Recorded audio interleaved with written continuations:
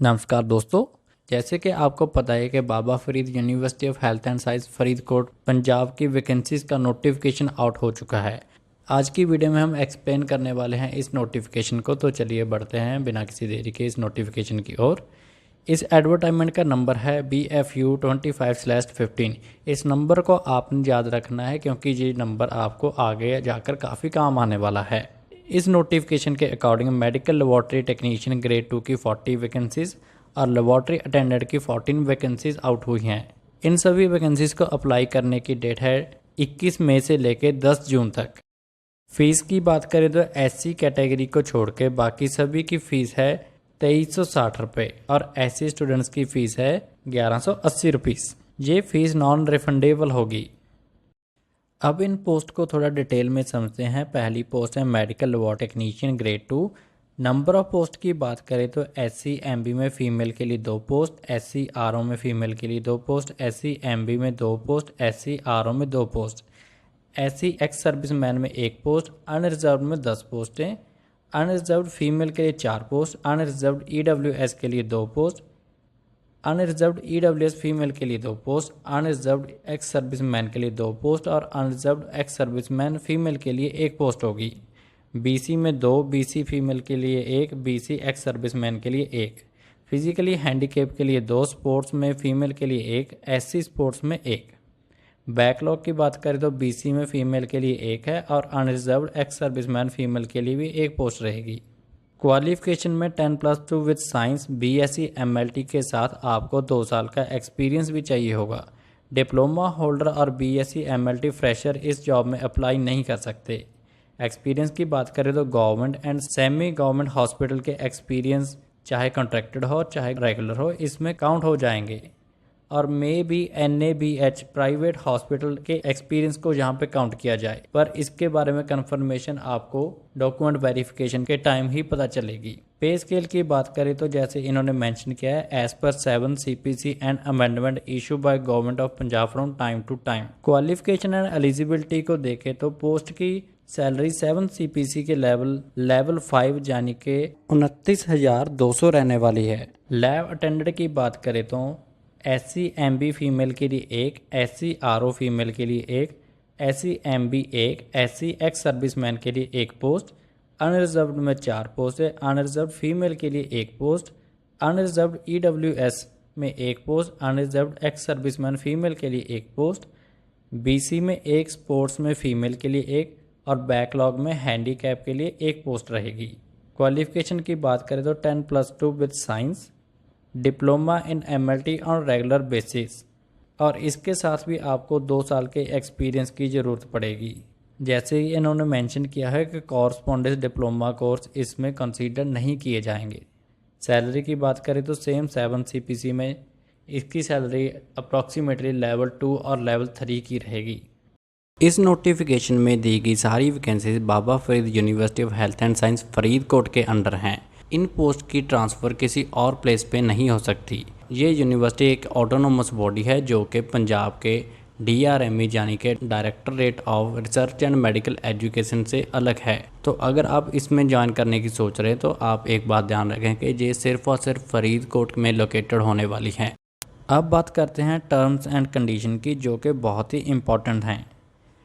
सबसे पहले बात करते हैं पॉइंट नंबर 1 की। यूनिवर्सिटी को यह अधिकार है कि वह कभी भी बिना कारण बताए पोस्ट की संख्या को बढ़ा या घटा सकती है या फिर सभी या किसी भी पोस्ट को भरने से मना कर सकती है। इन पोस्ट के लिए सैलरी पैकेज पंजाब गवर्नमेंट की 7 CPC नोटिफिकेशन के अनुसार मिलेगा। Salary Punjab civil service rules volume 1 part 1 और गवर्नमेंट ऑफ पंजाब के लेटर नंबर 7/2004/2012 5FV1/66 डेट 15 जनवरी 2015 और उसमें समय समय पर किए गए बदलाव के अनुसार दी जाएगी। इस लेटर के अकॉर्डिंग प्रोबेशन जो कि 3 साल का रहेगा उसमें फिक्स की गई बेसिक सैलरी मिलेगी और उसमें भी आपका NPS कट होगा। नेक्स्ट पॉइंट है पंजाबी भाषा का ज्ञान जरूरी है। कैंडिडेट के कम से कम मैट्रिक लेवल तक पंजाबी पास किया होना चाहिए। जिस कैंडिडेट में 10th में पंजाबी की लैंग्वेज का पेपर नहीं दिया है वो इस पेपर में एलिजिबल नहीं होंगे। अगर आप इस पेपर को एलिजिबल करना चाहते हो तो आपको 10th के सिलेबस का पंजाबी का पेपर अलग से देना होगा। नोटिफिकेशन में दी गई पोस्ट के कम्पिटिटिव एग्ज़ाम से पहले पंजाबी लैंग्वेज का अलग से कम्पिटिटिव एग्ज़ाम होगा जिसमें 50 MCQ होंगे, जिसको 50% नंबर से क्वालिफाई करना पड़ेगा। जो कैंडिडेट इस पेपर क्वालिफाई कर पाएगा वो ही नेक्स्ट पेपर के लिए एलिजिबल माना जाएगा। मैक्सिमम एज सीमा 37 साल है, लेकिन कुछ के लिए इसमें छूट है। पंजाब गवर्नमेंट और उसके बोर्ड कॉरपोरेशन आदि के कर्मचारी के लिए 45 ईयर तक की छूट है। SC और BC वर्ग के लिए 42 ईयर्स तक की छूट है। पर्सन्स विद डिसेबिलिटी के लिए 47 ईयर। पंजाब डोमिसाइल वाला जो भी एक्स सर्विसमैन है उसे यूनियन की आर्म्ड फोर्स में की गई सर्विस की ड्यूरेशन उसकी असल उम्र में से घटाने की परमिशन मिलेगी। अगर ऐसा करने के बाद उसकी एज उस जॉब के लिए तय की गई मैक्सिमम एज लिमिट से 3 साल से ज़्यादा नहीं होती तो उसे एज लिमिट की कंडीशन पूरी मान ली जाएगी।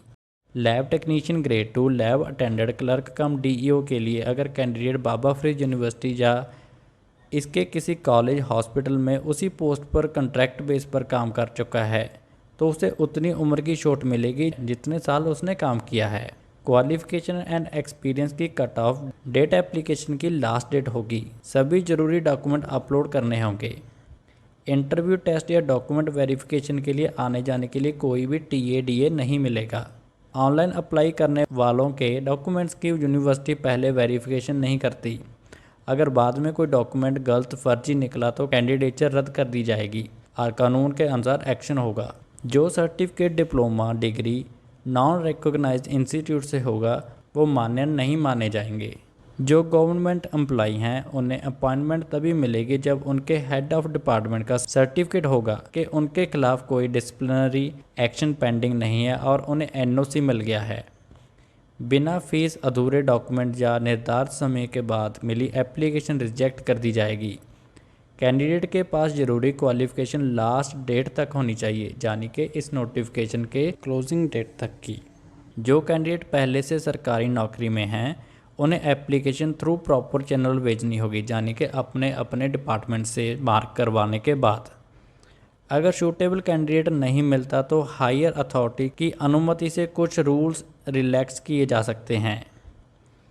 रिटन टेस्ट में कम से कम 33% मार्क लाने वाले को ही एलिजिबल माना जाएगा। इससे कम पाने वाले इनएलिजिबल होंगे। पंजाब गवर्नमेंट के रिजर्वेशन रूल फॉर वुमेन 2020 के अनुसार महिलाओं को 33% आरक्षण दिया जाएगा। अगर एक्स सर्विसमैन के लिए रिजर्व पोस्ट खाली रह जाती है तो वो उसी कैटेगरी SC BC जर्नल के दूसरे कैंडिडेट से भर जाएंगी। ये रूल पंजाब गवर्नमेंट रूल्स के अनुसार होगा। अगर आपने इस नोटिफिकेशन को अच्छे तरीके से समझ लिया है तो आप इसके लिए अप्लाई कर सकते हैं। और हमारे चैनल के ऊपर बहुत सारी MCQs की वीडियोस भी प्रोवाइडेड हैं, तो पोस्ट के लिए तैयारी करने के लिए हमारी वीडियोस को ज़रूर देखें।